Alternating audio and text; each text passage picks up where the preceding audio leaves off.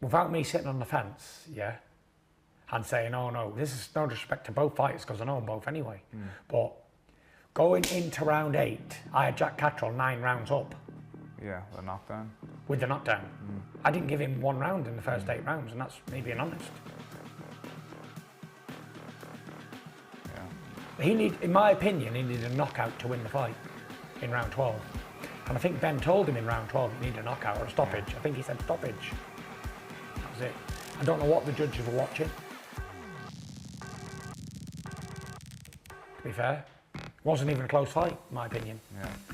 Well, but what do I know? I'm just heavyweight champion of the world. I know nothing about it all. But I think that they can't change the decision now.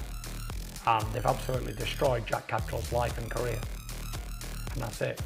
The other fella had a bad night. Whatever his problem was, great. Yeah. Not Jack Cattrall's fault. Disgraceful, to be fair. And it ain't the first time. It's not Jack Cattrall who's only been a victim of this. It's happened quite a few times in recent times. Nobody had Josh Taylor winning that fight. And the question is, does Josh Taylor want to continue his career with that question mark by his name? Josh Taylor came across to me as somebody who would care about something like that. But he does offer a rematch, but with the no belts and at 147. And at that point, what is it to Cattrall? I mean, what's in it for him? That would totally defeat the purpose. We all know what he was going in for. So if you offer him another fight, you know, without the rewards or without what he got robbed out of, if you don't put the same thing on the line in which he was robbed out of, a rematch is a backhanded offer at a different weight class with no belts. So if you're not going to do that, then what's the point?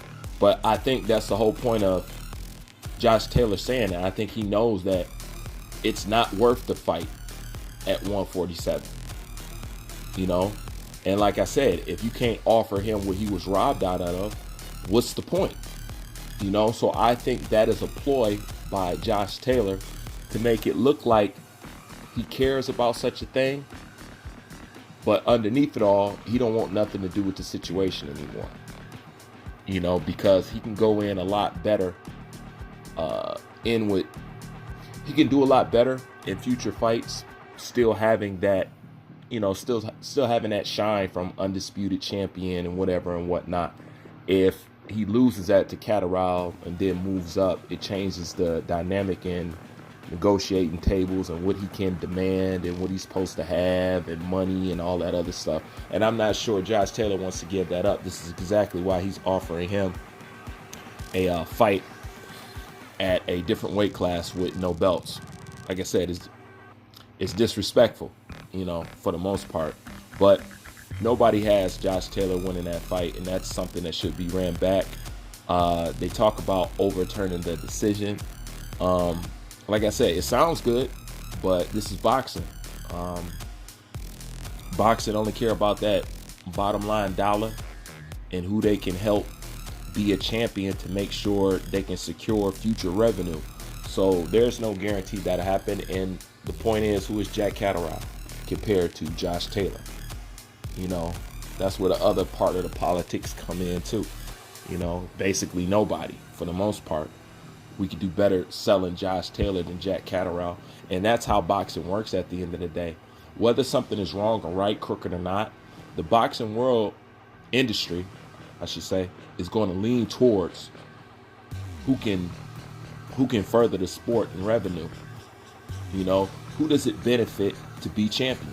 When it comes to decisions like that, the boxing game look at it just like this. Like, which one of these guys, whether one of these guys won or not, which one is beneficial to the entire sport? And that's the one that we will favor. This is why bold decisions and shit come in.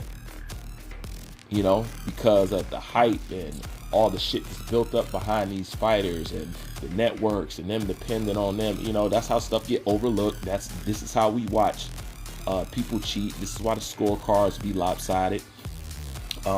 This is exactly why when certain fighters should win and then they don't win, and then we holler robbery and we're not paying this and we're not paying that, and then you turn around and they do it to you again, then you turn around and give them your money, it lets them know that they'll whine for the moment, but they'll digest whatever we give them at the end of the day. Let them cry for a moment, wait till that cry, die down, and then we'll just continue doing what we're doing.